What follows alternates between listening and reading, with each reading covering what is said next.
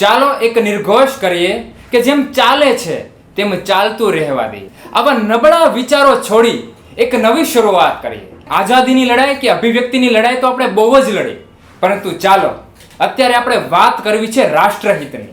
નમસ્કાર મિત્રો, હું છું વિવેક વસોયા. રેન્ડમ નોલેજ ચેનલની અંદર આપનું હાર્દિક સ્વાગત છે. તો મિત્રો, આજે આપણે વાત કરવી છે ટ્રાફિકના નિયમો બાબતે. ટ્રાફિકના નિયમોમાં જે ઉલ્લંઘન થાય છે તે બાબતે.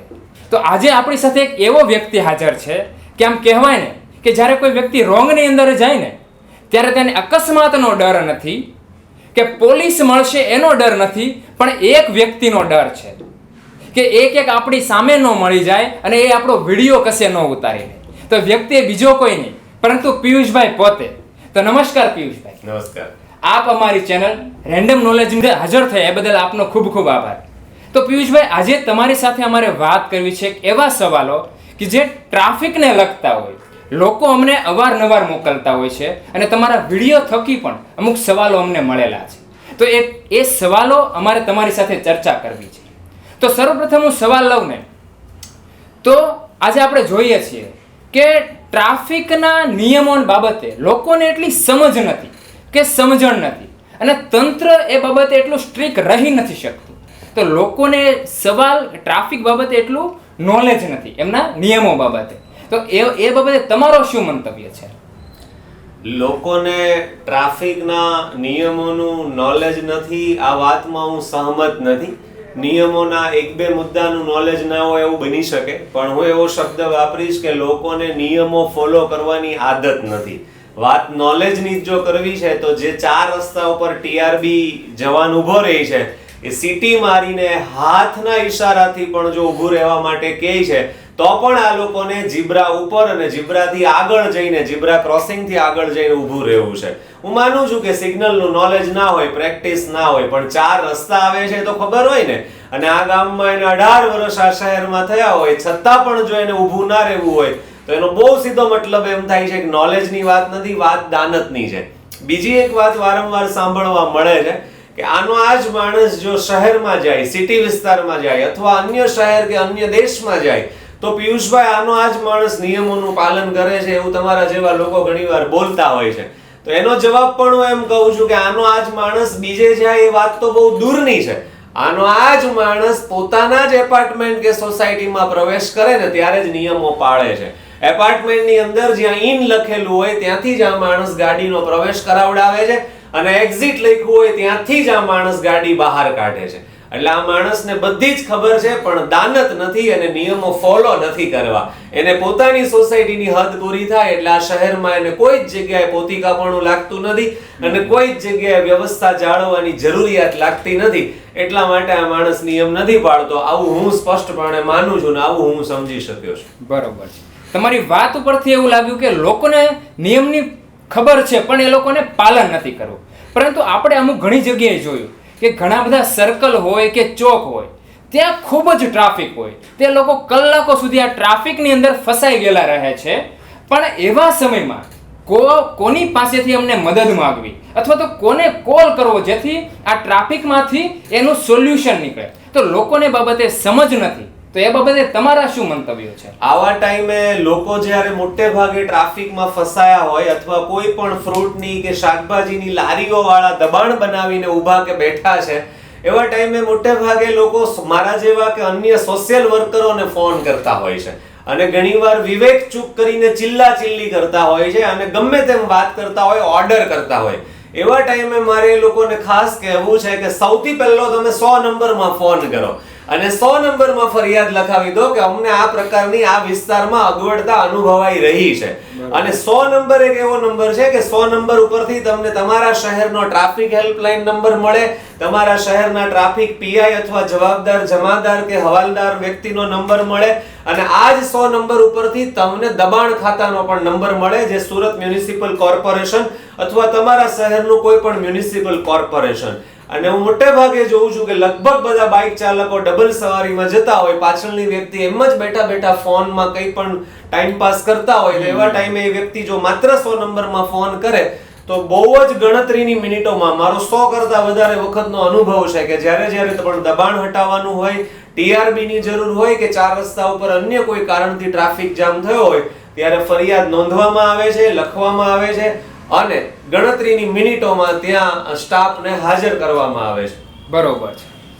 પિયુષભાઈ, તમે વાત કરી કે આપણે 100 નંબરની અંદર કોલ કરવો જોઈએ, પરંતુ મારી પાસે કે લોકો પાસે એવા ઘણા અનુભવ છે કે જ્યારે ટ્રાફિકમાં ફસાય કે કોઈ પણ સમસ્યા હોય ત્યારે એ લોકો 100 નંબર પર કોલ કરતા હોય છે, પરંતુ 100 નંબર પર કોલ કર્યા બાદ કેટલા સમય સુધી એ લોકોને મદદ નથી મળતી. પણ એના જ કમ્પેરિઝનમાં આપણે જો મિની બજાર જેવા એરિયાની અંદર જઈએ ને ત્યારે વિધિન 5 મિનિટ અગર તમે રોંગ જે જગ્યાએ પાર્કિંગ નથી કરવાનું એવી જગ્યાએ જો તમે પાર્ક કરી હોય તો વિધિન 5 મિનિટ તમારી ગાડી ટોઈંગ થઈ જશે.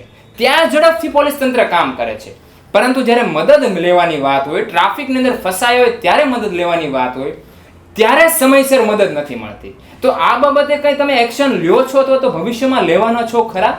આ બાબતે એક્શન માત્ર મારા એક્શન લેવાથી કોઈ ફરક નથી પડવાનો. આ બાબતે સમગ્ર જાગૃત નાગરિકોએ બધાએ એક્શન લેવી પડશે. વાત જ્યારે ગાડી ટોઈંગ કરવાની છે ત્યારે મેં એવું જોયું છે કે 6 સેકન્ડની અંદર ગાડી આપણી ઉચકી અને એના વાહનમાં લોકો મૂકી દેતા હોય છે. એના પાછળના 2 મુખ્ય કારણો મને ધ્યાનમાં આવે છે. કાં તો આ બાબતે એ લોકો ખૂબ જાગૃત છે કે આપણી ગાડી કોઈને નડવી ના જોઈએ અને અવ્યવસ્થા ઊભી ન થવી જોઈએ, અને બીજું એક વારંવાર સાંભળવામાં આવે છે કે આ લોકોને એક ચોક્કસ પ્રકારનો ટાર્ગેટ આપવામાં આવે છે ફંડિંગનો, કે આટલા દંડ પેટે રૂપિયા આપણને જોઈએ છે અને જોઈએ છે. જો આવા ટાર્ગેટો હોય તો હું એમ કહું કંઈ ખોટું નથી, હોવા જોઈએ. એ લોકો જો કાયદાના આધારે આપણી ગાડી ટોઈંગ કરતા હોય તો ભલે ને રોજના લાખો રૂપિયા આપણા પાસે દંડના માધ્યમથી મેળવી લે, કોઈ જ વાંધો નથી. પણ સાથે સાથે ઉપરી અધિકારીઓએ એવા પણ ટાર્ગેટ આપવા જોઈએ કે ભાઈ ફલાણા વિસ્તારમાં ટ્રાફિક ન થવી જોઈએ, અથવા ફલાણા વિસ્તારમાંથી જો ટ્રાફિકનો કોઈ ફોન આવે તો દોડીને તમે આજના દિવસે કે આ મંથમાં મેક્સિમમ કેટલી જગ્યાએ પહોંચી શકો છો, અથવા તો તમારે આટલી જગ્યાએ પહોંચવાનું છે. આવા પણ જો ટાર્ગેટ ઉપરી અધિકારીઓ દ્વારા અથવા સિસ્ટમ દ્વારા આપવામાં આવે તો મને એમ લાગે છે કે ખૂબ ઝડપથી આમાં ફેરફાર આવશે. અને બીજી વાત એ કરવી છે કે આપણી ગાડી જો 6 સેકન્ડમાં ઉચકાઈ ગઈ છે અને એનો 800 જેટલો દંડ આપણે જે તે સ્થળ ઉપર જઈને ભરવો પડ્યો છે લાઈફમાં એકવાર પણ, અને એના માટે આપણો સમય જો બગડ્યો છે તો આપણું લોહી ઉકળવું જોઈએ. અને આપણે પછી જ્યારે ટ્રાફિક વિભાગની બેદરકારી હોય ત્યારે આપણે એને બક્ષવા ન જોઈએ અને એને છોડવા ન જોઈએ. પણ આ લોહી નથી ઉકળતું ને એની જ આ સમસ્યા છે કે એ લોકોને જોઈતું કામ એ લોકો કરી લે છે, અને આપણું જોઈતું કે આપણું અપેક્ષિત કામ આપણે આટલી મોટી સંખ્યામાં બહુમતી ધરાવતા હોવા છતાં પણ નથી કરી શકતા. એમાં હું એવું સમજુ છું કે વાંક તંત્રનો પછી છે, પહેલા ક્રમે વાંક આપણો છે, નાગરિકોનો છે અને જાગૃત નાગરિકોનો છે. બરોબર. ખૂબ સરસ એવો તમે જવાબ આપ્યો. હવે મારે થોડી વાત કરવી છે તમારા વિડીયો વિશે, કે કોઈ વ્યક્તિ નો ડાઉટ એ નિયમનું પાલન નથી કરતો અથવા તો રોંગમાં આવે છે ત્યારે તમે એમનો વિડીયો ઉતારો છો, પરંતુ તમને નથી લાગતું કે વિડીયા દરમિયાન તમે થોડી ઉગ્ર ભાષામાં એમની જોડે વાત કરો છો, અથવા તો ગુસ્સાથી તમે એની જોડે વાત કરો છો, અથવા તો હવે આ જે વ્યક્તિ સાથે તમે ગુસ્સાથી વાત કરો છો તે આજે નહીં તો કાલે એ વ્યક્તિ તમારો વિરોધ કરશે. તો તમને નથી લાગતું કે એમની જોડે વિનમ્રતાથી વાત કરવી જોઈએ, અથવા તો જ્યારે તમે વિડીયો ઉતારો છો ત્યારે સામેવાળી વ્યક્તિનો ફેસ જે છે એ બ્લર થવો જોઈએ? વાત અહીંયા જે ગુસ્સાની કે વિનમ્રતાના અભાવની જે છે એ બિલકુલ પાયા વિહોણી વાત છે. મારા રેગ્યુલર વિડીયો જોતા લોકોને બિલકુલ ખબર છે અને ઓબ્ઝર્વેશન પણ એ લોકોનું રહ્યું હશે કે મેં હંમેશા સ્માઇલથી અને ઈશારાથી લોકોને પાછા વળવાની શરૂઆત કરી છે. અને છતાં પણ જ્યારે કોઈ માણસ જીદ કરે છે ને ત્યારે મારે ખાસ આ ડિજિટલ પ્લેટફોર્મના માધ્યમથી કહેવું છે કે રોંગ સાઈડમાં જ જઈશ. આવા જીદ કરનારા પણ લોકો મને મળે છે, એના પણ આપે વિડીયો જોયા છે. અને એ તો જાય ઉલટાનો બીજા પાછળથી જે અન્ય લોકો રોંગ સાઈડમાં આવતા હોય એને પણ એ રોંગ સાઈડમાં જવા માટે ઉશ્કેરે છે, ટોળું બનાવે છે, હલ્લાબોલ કરે છે, અને એક સાથે 150 જેટલા, 50 જેટલા, 35 જેટલા લોકો રોંગ સાઈડમાં જાય છે. લેવા ટાઈમે ચોક્કસથી મારે તમામ વિનમ્રતાને, પ્રેમને, લાગણીને સાઈડમાં મૂકી અને લોકો સાથે એને જે ભાષા સમજાય ને એ ભાષામાં વાત કરવાની જરૂરિયાત ઊભી થાય છે. અને વાત રહી મારા પર્પઝની કે મારી એક્ટિવિટીની, તો મારે એમની પાસે ઉગ્રતાથી વાત કરીને નથી તો ઉછીના પૈસા જોતા, નથી તો એના ડોક્યુમેન્ટ ચેક કરવાના, કે નથી તો મારે એની પાસેથી દંડ લેવાનો. મારે તો માત્ર ને માત્ર એને નવું જીવન આપવાનું છે, એનો અકસ્માત નિવારવાનો છે, અને એના કારણે બીજા અન્ય નિર્દોષ લોકો જે અકસ્માતમાં ભેળવાઈ જવાના છે, અકસ્માતનો ભોગ બનવાના છે, એને મારે બચાવવાના છે. એટલે હું આવું માનું છું કે શરૂઆત તો મારી ખૂબ જ વિવેકથી હોય છે, રિસ્પેક્ટ સાથે હોય છે, વિથ સ્માઇલ હોય છે, પણ છતાંય લોકો જ્યારે જીદ કરે છે ત્યારે પછી હું આગળના એક્શન કે પગલા લેતો હોઉં છું. બરોબર છે, ખૂબ સરસ એવો તમે જવાબ આપ્યો.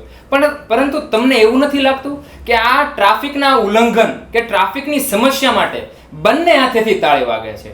ચલો આપણે માની લઈએ કે લોકો એમનું પાલન નથી કરતા, પરંતુ ક્યાંક ને ક્યાંક તંત્ર તરફથી પણ પૂરતી ફેસિલિટીઝ નથી મળતી. આપણે જોઈએ છીએ કે પૂરતી ટ્રાફિક લાઇટ્સ આપણી માટે અવેલેબલ નથી. આપણે સ્ટ્રીટ લાઇટ પણ ઘણા એરિયાની અંદર સ્ટ્રીટ લાઇટ પણ અવેલેબલ નથી, અથવા તો પહોળા રોડ રસ્તા આપણને નથી મળતા. જ્યારે આપણે જોઈએ ચોમાસા પછીની જે હાલત રોડની અંદર જોઈએ પિયુષભાઈ, કે એટલા ખાડા હોય છે, આપણી નજર સમક્ષ એ અકસ્માત થતા આપણે જોઈએ છીએ. છતાં આ તંત્રની બેદરકારીને કારણે પણ આવા કિસ્સાઓ બને છે. તો તમે ભવિષ્યમાં આવા બાબતે કોઈ એક્શન લેવાના છો કે અત્યારે કોઈ એક્શન લો છો ખરા? આ બાબતે બે વસ્તુ જોવા મળે છે. એક વાત એટલી બધી સત્ય અને વાસ્તવિક છે કે સુરત શહેરની અંદર જે પ્રમાણે આ શહેરનો ડાયમંડ અને ટેક્સટાઇલ ઉદ્યોગોના કારણે વિકાસ થયો છે, જે ફંડિંગ આવ્યું છે સરકારને કે તંત્રને કે કોર્પોરેશનને, એ પછી મકાનના વેરા હોય, એ પછી પ્રીમિયમ હોય, જંત્રી હોય કે જમીન કે બાંધકામ વખતેના જે કઈ નિયમોને આધીન ફીઝ છે, એ જે કરોડો અને અબજો રૂપિયામાં જે સિસ્ટમને જે આવક થઈ છે પૈસાની, આર્થિક ભંડોળની, એ પ્રમાણે આ શહેરને ટ્રાફિક વ્યવસ્થાના ઇન્સ્ટ્રુમેન્ટ કે ટ્રાફિક વ્યવસ્થા માટેનો સ્ટાફ એ નથી મળ્યો. આ બહુ જ ફાઇનલ વાત છે. મેં ઘણી બધી વખત જોયું છે કે મેઇન રોડ ઉપર અડધા રોડ સુધી 35 જેટલી લક્ઝરિયસ કાર પડી હોય, લોકોને નડતરરૂપ હોય, અને એને ટોઈંગ કરવા માટે યા તો એને તાળા લગાવવા માટે જ્યારે સ્ટાફને બોલાવીએ હેલ્પલાઇન નંબરના માધ્યમથી, ત્યારે ગણ્યા ગાંઠ્યા 5 તાળાઓ લઈને આ લોકો આવતા હોય છે. તો બધી જ વાતના જો ઓબ્ઝર્વેશન થાય છે, બિનકાયદેસર મકાન બનતું હોય તો એ પણ આ લોકોના ધ્યાનમાં આવે છે અને પાડવા માટે ટીમ આવી જાય છે. તો શું તંત્ર આ ઓબ્ઝર્વેશન નથી કરતું કે આ વિસ્તારમાં લાખોની સંખ્યામાં બાઇક ચાલકો છે, આટલી સંખ્યામાં કાર છે, કાર વેચાય છે, બાઇક વેચાય છે, એના ડેટા પણ તંત્ર મંગાવે છે ટેક્સના આધારે કે નિયમોના આધારે? તો પછી સાથે સાથે આ વ્યવસ્થા થવી જોઈએ. અને એમાં પણ સુરતની અંદર કાઠિયાવાડ અને સૌરાષ્ટ્રના લોકો જે વિસ્તારમાં આવીને વસ્યા છે, ખાસ કરીને સ્ટેશનથી લઈ અને કામરેજ સુધીને, આમ સાયણથી લઈને નવસારી સુધીનો જે પટ્ટો છે ને, એમાં ટ્રાફિક વિભાગ નહીં પણ દરેક વિભાગ દ્વારા એ અન્યાય થયો છે. આ પણ એક બહુ નક્કી વાત છે. અને બીજી વાત ખાસ એ કહીશ કે લોક જાગૃતિના ભાગ રૂપે જે પ્રતિનિધિઓને લોકોએ ચૂંટીને મોકલ્યા છે, 4 કોર્પોરેટર અને 1 ધારાસભ્ય, આ 5 વિશે પણ લોકોને કોઈ જ નોલેજ નથી. 4 કોર્પોરેટર હોય છે દરેક વિસ્તારમાં, એ પણ આમ નાગરિકને નથી ખબર. એના મોબાઈલ નંબર તો બહુ દૂરની વાત છે. એટલે મારે ખાસ કહેવું છે કે જો આ બધી સુવિધા આપણે મેળવવી હોય અને આ વિસ્તારને સુવ્યવસ્થિત બનાવવો હોય તો પ્રત્યેક નાગરિકે પોતે ચૂંટેલા 4 જનપ્રતિનિધિ અને ધારાસભ્યના સંપર્કમાં રહેવું જોઈએ. પણ આ પ્રજા માત્ર એને સન્માનિત કરવામાં જ માને છે, એના ખોળામાં બેસીને રમવામાં જ માને છે. એની પાસેથી કામ લેતા આ પ્રજાને નથી આવડતું. એના પરિણામો આ પ્રજા વિવિધ ક્ષેત્રમાં ભોગવી રહી છે, આવું મારું માનવું છે. બરોબર છે. હવે તમે જે વિસ્તારની વાત કરી છે એની ઉપરથી જ મારે અમુક તમને આગળનો સવાલ મારે તમને પૂછવો છે કે આપણે સુરતમાં જોઈએ તો અલગ અલગ વિસ્તાર છે, પરંતુ અમુક વિસ્તારોની અંદર ફેસિલિટી વધુ મળે છે. ત્યાંના રોડ રસ્તા પહોળા છે, એમને સરસ એવા મેન્ટેન કરેલા રોડ મળે છે, સ્ટ્રીટ લાઇટ મળે છે, ટ્રાફિક લાઇટ્સ મળે છે, તેમજ અન્ય પણ ફેસિલિટીઝ એ લોકોને મળે છે. પરંતુ એના કમ્પેરિઝનમાં અમુક એરિયામાં જોઈએ, જેમ કે વરાછા છે, પુણાગામ છે, ઘણી ફેસિલિટી એસએમસી તરફથી ઓછી મળે છે. સારા રોડ રસ્તા જેટલા બીજા અન્ય વિસ્તારોમાં જે મેન્ટેન થાય છે એટલા વરાછાના રોડ મેન્ટેન નથી થતા. એસએમસી તરફથી પૂરતી ફેસિલિટીઝ કમ્પેરિઝનમાં ઓછી મળે છે. તો એ બાબતે કોઈ એક્શન લો છો ખરા તમે? એ બાબતે એક્શન હું તો લઉં જ છું, પણ લોકોએ પણ લેવી જોઈએ. એ બાબતેની 2-3 વાત મારે ખાસ કરવી છે. આપણાથી 200 કે 250 કિલોમીટરના અંતરે એક બરોડા નામનું સિટી છે. એ બરોડા સિટીમાં જે સિનિયર સિટીઝનો, જેને વૃદ્ધો કહેવાય આપણી દેશી ગુજરાતી ભાષામાં, એ સિનિયર સિટીઝનો સવારમાં ભેગા થાય નક્કી કરેલા ગાર્ડનમાં અને અરજીઓ લખવાનું કામ કરે કે ભાઈ ક્યાં ગટરનું ઢાંકણું ઊંચું થઈ ગયું છે, ખંડિત થઈ ગયું છે, કઈ સ્ટ્રીટ લાઇટ બંધ છે. અને આ શહેરના સિનિયર સિટીઝનો મીંડી રમવા માટે ભેગા થાય કોઈ ચોકમાં કે કોઈ નાકા શેરીના ગલ્લા ઉપર. એટલે આ એક તફાવત છે કે અરજી લખતા નથી આવડતું. બીજું કે આ શહેરનું યુવાધન એ રાત્રિ સત્રમાં ફ્રી ટાઈમમાં પાનના ગલ્લે બેસે, ફાંકી ખાય, સિગારેટ પીવે, ડ્રિંકિંગ કરે અને ધારાસભ્યોએ આપેલા લીસા બાકડા ઉપર બેસીને રાત્રે 9 થી 12 3 કલાક વાતોના વડા કરે. કયા રાજ્યમાં કયા મુખ્યમંત્રી બનવા જોઈએ એના નિર્ણયો કારગિલ ચોકમાં, યોગી ચોકમાં, પૂણા ગામના કોઈ ગલ્લા ઉપર લેવામાં આવે છે. આવું મેં સાંભળ્યું છે. સૂચનો આપવામાં આવે છે. તો એ ન કરીને આપણી પ્રજા જો અહીંયાના 4 જનપ્રતિનિધિને, કોર્પોરેટરને અને ધારાસભ્યોને જો ફોન કરતી થાય તો ચોક્કસ બદલાવ આવશે. આપણા વિસ્તારમાં અન્યાય થયો છે, બીજા વિસ્તારની કમ્પેરિઝનમાં એ વાત સાચી છે, પણ જે તે વિસ્તારના નાગરિકો જાગૃત છે, અરજી લખતા આવડે છે, કામ માંગતા આવડે છે. આપણે ત્યાં કહેવત છે કે માંગ્યા વગર માં પણ ન આપે. તો પછી માંગ્યા વગર કોર્પોરેટરો ભાગ્યે જ આપશે, ધારાસભ્યો ભાગ્યે જ આપશે. એના આગળ માંગવું પડશે. આ પ્રજા ધારાસભ્યને ચાંદીથી તોલવાની ચેષ્ટા કરશે, આ પ્રજા કોર્પોરેટરને સન્માનિત કરશે, મોંઘા હાર પહેરાવશે ફૂલોના કે અન્ય કોઈ પ્રોડક્ટ થી બનેલા. પણ આ પ્રજાને, કોર્પોરેટરને ફોન કરીને કામ લેતા નથી આવડતું, માંગતા નથી આવડતું. એટલા માટે આ સમસ્યા ઊભી થાય છે. બાકી ભંડોળ તો કોર્પોરેશન દરેક ઝોનમાં, ઉત્તર, દક્ષિણ, પૂર્વ, પશ્ચિમમાં વિસ્તારની ભૌગોલિક સ્થિતિ અને ક્ષેત્રફળ મુજબ સરખું જ આપે છે અને ન્યાય જ કરે છે. પણ એ વાપરવામાં ગલ્લા તલ્લા થાય છે. એનું મુખ્ય કારણ હોય તો પબ્લિક એ બેભાન અવસ્થામાં જીવે છે અને એને કાંઈ જ એટલે કાંઈ જ કરવું નથી. એને ઘરેથી ઓફિસે ને ઓફિસેથી ઘરે, અને વધારાના સમયમાં સાઢુભાઈની બાના બેસણામાં જાય. સાઢુભાઈની બા દેશમાંથી આવી હોય તો એને બસે મૂકવા જાય. એટલે તારે ન જવાય, સાઢુભાઈને જવાનું હોય, એની બા છે, તું બીજા અન્ય ઘણા કામ છે એ કર. એટલે લોકોની જાગૃતતાના અભાવના કારણે આ સમસ્યા, આ પક્ષપાત થાય છે એવું હું માનું છું. બરોબર, યોગ્ય મંતવ્ય છે પિયુષભાઈ તમારો. અને આજની યુવા પેઢીને આમાંથી ઘણું બધું શીખવા જેવી વસ્તુ છે. જે ખરેખર જે પિયુષભાઈ કીધું છે એમાંથી સમજવા જેવી વસ્તુ છે. તો પિયુષભાઈ, હું તમને આગળનો સવાલ પૂછું ને તમારા કામ ઉપરથી, તો આપણે જોઈએ જેમ કે હીરાબાગ એરિયો છે, કામરેજ એરિયો છે, અથવા તો જકાત નાકાથી લઈને કામરેજ સુધીનો એરિયો છે. એની વચ્ચે આપણે હાઈવે વચ્ચે જોઈએ ને તો 3 લેનમાંથી 1 લેન શાકભાજી અથવા તો ફ્રૂટ વાળા વ્યક્તિઓ જેઓ લારી લઈને ઊભા રહે છે, પૂરો 1 લેન રોકી દે છે અને 2 લેનની અંદર ટ્રાફિક જાય છે, જેના કારણે ઘણો ટ્રાફિક થાય છે. તો તમે એ બાબતે ઘણા બધા કામ કર્યા છે. તો એસએમસી એ લોકોને શું અલગ જગ્યા પ્રોવાઈડ નથી કરતું કે ત્યાં ઊભા રહીને એ શાકભાજી હોય કે ફ્રૂટ વેચી શકે? તો એ બાબતે તમારા શું એક્શન છે? એમાં ત્રણેય પક્ષનો વાંક છે. એસએમસી ની પણ ઢીલી નીતિ છે, શાકભાજી કે ફ્રૂટ વાળાની પણ ભૂલ છે, રોડ ઉપર ના ઊભું રહેવું જોઈએ, અને ત્રીજા નંબરે ખરીદી કરવા વાળા લોકોએ પણ રોડ ઉપર ઊભેલા લારી વાળા પાસેથી ના લેવું જોઈએ.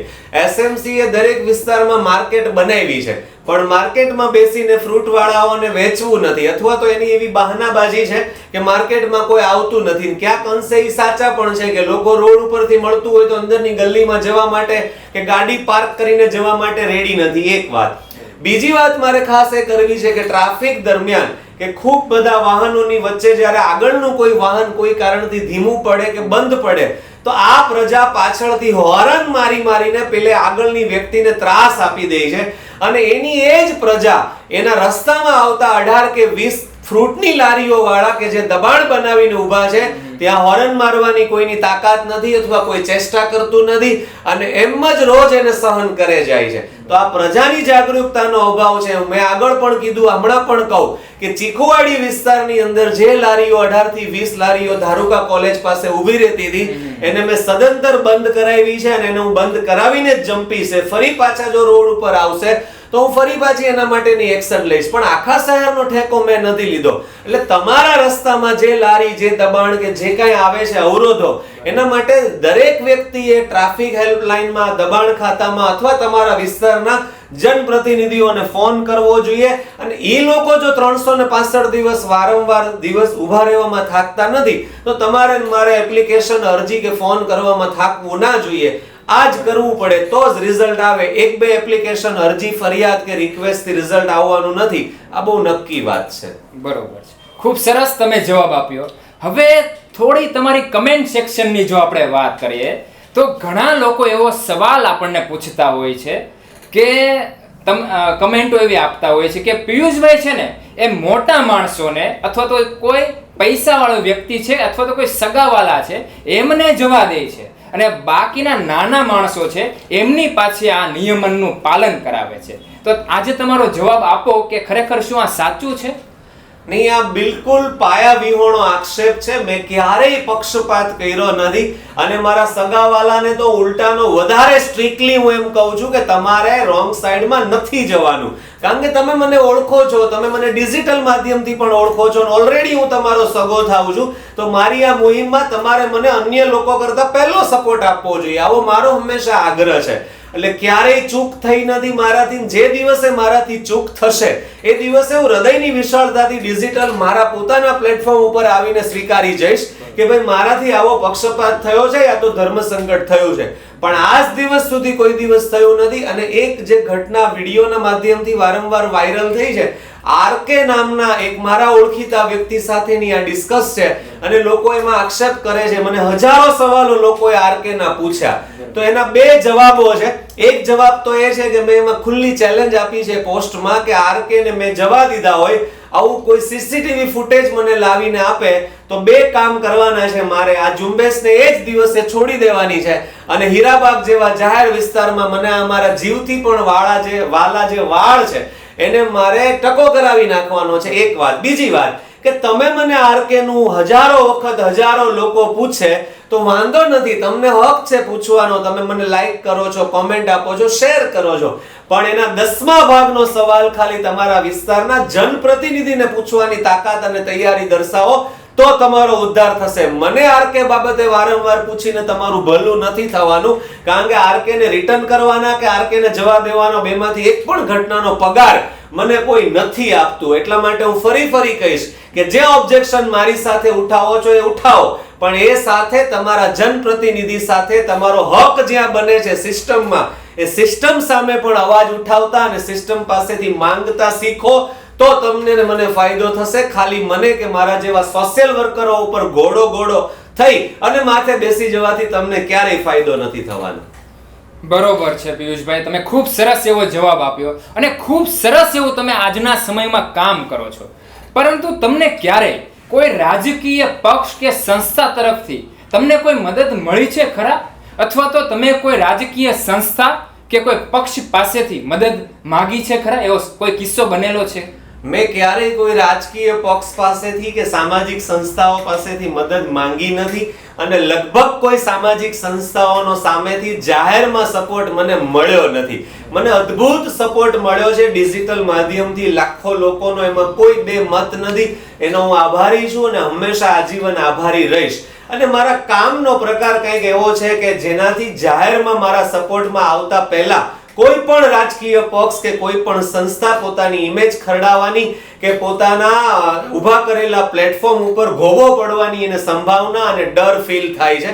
અને લોકો ક્યાંક એના રીતે સાચા પણ છે, કારણ કે મારે લોકોને પાછા વાળવાના છે. લોકોને ન ગમે પહેલી નજરમાં એવું મારું કામ છે. એટલા માટે ખુલીને કોઈ સંસ્થાના સ્વયંસેવકો મારી સપોર્ટમાં એના ટી શર્ટ કે એના લોગો સાથે આવવા માટે રેડી થયા હોય એવું લગભગ મારા ધ્યાનમાં નથી. પણ આ સિવાય કોમન મેન કે જે કોઈ સંસ્થામાં નથી એવા હજારો લોકોના મને ફોન આવ્યા છે ને મારી ટીમમાં ઇન્વોલ્વમેન્ટ થવા માટેની એમની ઈચ્છાઓ એમણે દર્શાવી છે. તમે ખૂબ સરસ એવો જવાબ આપ્યો છે. હવે આટલું સરસ તમે કામ કરો છો પિયુષભાઈ, ખૂબ જ સમાજ સુધારકનું તમે જે કામ કરો છો, છતાં લોકો એ બીજી તરફથી જોવે છે. આપણે કમેન્ટો વાંચતા હોય ને તમારી, તો લોકો તમને એવા સવાલ કરતા હોય તો અથવા તો એવી કમેન્ટ આપતા હોય કે તમે ફક્ત નામ બનાવવા માટે આવું બધું કરો છો અથવા તો ફેસબુકમાંથી રૂપિયા કમાવા માટે આ બધી વસ્તુ કરો છો. તો ખરેખર આની માટે તમે લોકોને શું જવાબ આપશો? ફેસબુક જેવા ડિજિટલ માધ્યમથી હું પૈસા કમાવા માટે આ કરું છું એવા જેના આક્ષેપ છે એ બધાને મારો બહુ ક્લિયર અને કટ જવાબ છે, ચોખ્ખો જવાબ છે કે તમે એ પણ જાણતા હશો સાથે કે ફેસબુક કરતા 10 ટાઈમ 10 ગણી મલ્ટીપ્લાય 10 જેટલા ગુણાકારમાં વધુ આવક YouTube આપે છે. તો મારી ખુલ્લી ચેલેન્જ છે, આ ઇન્ટરવ્યુ જે દિવસે થઈ રહ્યું છે તે દિવસે સમથિંગ 3 જાન્યુઆરી જેવી તારીખ છે 2024 ની, આજ દિવસ સુધીમાં મારી કોઈ મોનેટાઇઝ થયેલી YouTube ચેનલ લાવીને આપે તો એની તમામ આવક, એની આ ઝુંબેશ આપણે ક્લોઝ કરી દેવી છે, મારું Facebook એકાઉન્ટ મારે એના નામે કરી દેવું છે.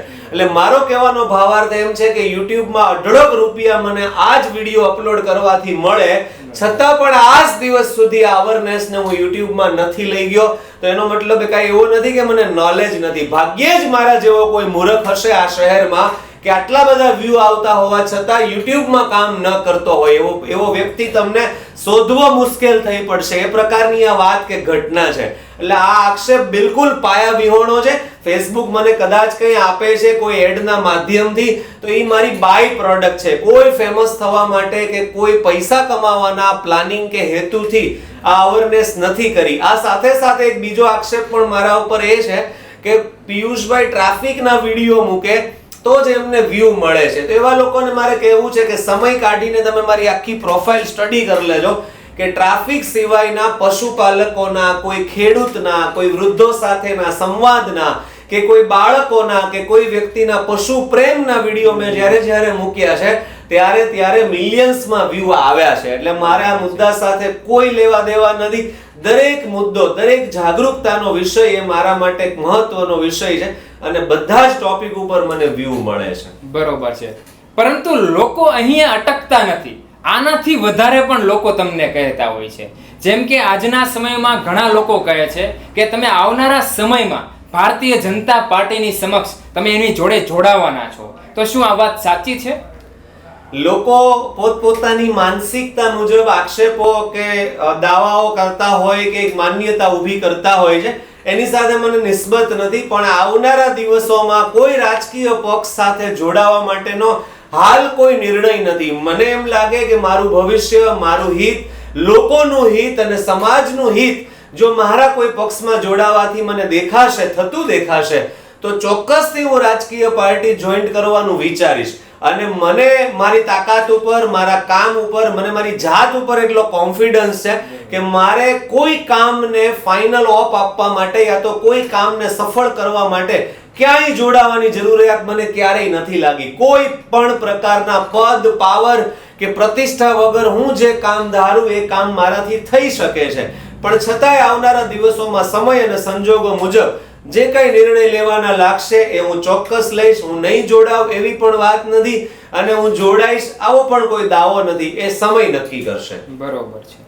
હવે હું તમને એક સવાલ પૂછું છું કે એટલું મજબૂતાઈથી તમે જે કામ કરો છો અને એટલી બીભત્સ ગાળો ખાવી, કમેન્ટ સેક્શનમાં ભરીને તમારી વિરુદ્ધ લોકો તમને કહે છે અથવા તો તમારી પર હુમલો પણ થઈ ગયો છે, છતાં તમારી અંદર એવું કયું પ્રેરક બળ છે જે આ કામ કરવા માટે તમને પ્રેરે છે? યુવાનો, ખાસ કરીને જે ચડતું લોહી જેના માટે આપણે શબ્દ વાપરી શકીએ, આવા યુવાનો મને તમે કીધું એમ કોમેન્ટ સેક્શનમાં ખૂબ બધી ગાળો આપે છે. અને હું રોબોટ નથી, હું માણસ છું અને લાગણીશીલ માણસ છું. એટલે એ બધી જ ગાળોની અસર મારા ઉપર થાય પણ છે. અને કોઈ વાર એમ પણ થાય છે કે આવું શા માટે થતું હશે? સારું કામ કરવા છતાં પણ આટલી બધી ગાળો શા માટે લોકો દેતા હશે? પણ એના ઘણા બધા વિચાર યુદ્ધ પછી અને ઘણી બધી માનસિક પોતાની જાત સાથેની દલીલો અને સંવાદો પછી મને એટલું સમજાય છે કે હું જે અવેરનેસમાં ચાલુ છું ને એ અવેરનેસ કોઈ રક્તદાનની કે કોઈ અંગદાનની કે કોઈ અન્ય સોશિયલ કામની નથી, પણ આ અવેરનેસ એ માત્ર ને માત્ર લોકોના જીવ બચાવવાની અવેરનેસ છે કે રોંગ સાઈડમાં હું કોઈને પાછા વાળીને એનો પોતાનો અને એના કારણે અન્ય નિર્દોષ વ્યક્તિનો જે ભોગ લેવાનો છે એનો જીવ બચાવવામાં હું નિમિત્ત બનું છું, ભયંકર અકસ્માત અટકાવવામાં નિમિત્ત બનું છું અને મોટી શારીરિક ઈજા થતી અટકાવવામાં હું નિમિત્ત બનું છું ને આ વાતનું ગૌરવ જ્યારે મને ફીલ થાય છે ને ત્યારે એની સામે લાખો ગાળો એ મારા માટે ઝીરો થઈ જાય છે. અને એ સિવાય પણ એક ઘટના એવી ઘટે છે કે રોડ ઉપર જતી વખતે સાયકલ ચાલકથી લઈ ટેમ્પો ચાલક, લક્ઝરી વાહન હોય કે લક્ઝરિયસ કાર હોય, એ જ્યારે કાચ ખોલીને મને એમ કહે છે કે પિયુષભાઈ તમે જે કંઈ કરો છો એ બેસ્ટ કરો છો, ચાલુ રાખજો, અમે તમારી સાથે છીએ. બસ આ એક વાક્ય જે છે ને જે તે વ્યક્તિનું, એ મને હજારો લોકોએ આપેલી લાખો ગાળોને ઝીરો કરી દે છે, એની અસર ઝીરો કરી દે છે. અને એનાથી આગળની એક વાત કે આ 22 વર્ષથી આ શહેરમાં હું રહું છું. 22 વર્ષ દરમિયાન આ શહેરે મને ખૂબ મોટો કર્યો છે, આર્થિક રીતે, સામાજિક, ધાર્મિક, યશ, કીર્તિ, પ્રતિષ્ઠા, માન, સન્માન બધું જ આપ્યું છે. તો મને એવું સમજાય છે કે આ શહેરમાં કોઈ પણ પ્રકારની અવેરનેસ જો લાવવી હોય તો એના માટે વાપી, વલસાડ, બરોડા કે અમદાવાદથી કોઈ માણસ નહીં આવે. એના માટે આ જ શહેરના એક લોકલ વિસ્તારના એક લોકલ વ્યક્તિએ આ ઝુંબેશ ઉપાડવી પડે જે તે વિષયની. તો એના માટે મને એમાં નિમિત્ત બનવું ઠીક લાગે છે. અને આ શહેર સાથે મને લગાવ છે, પ્રેમ છે, લાગણી છે. એટલા માટે મને કોઈ જ ગાળોથી, અપમાનથી કે શારીરિક એટેકથી ફેર પડ્યો નથી, પડતો નથી અને પડવાનો નથી. મને જ્યાં સુધી સમજાય છે ત્યાં સુધી આ બધી જ અવેરનેસ જે હાલમાં ચાલુ છે એ આવનારા દિવસોમાં પણ ચાલુ રહેશે.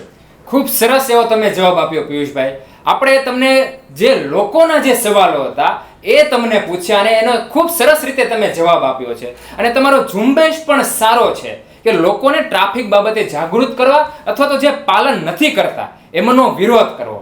તો તમે અમને આટલા સરસ રીતે અમારા ચેનલની અંદર તમે જે જવાબ આપ્યા છે તે બદલ ખૂબ ખૂબ આભાર. અમારી ચેનલ રેન્ડમ નોલેજમાં તમે ઉપસ્થિત રહ્યા એ બદલ તમારો ખૂબ ખૂબ આભાર.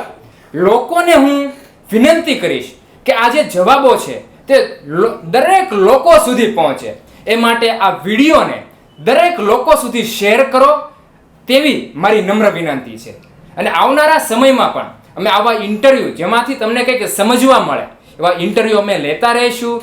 અને અમારી ચેનલને રેન્ડમ નોલેજને તમે સબસ્ક્રાઇબ કરો તે વિનંતી સાથે નમસ્કાર.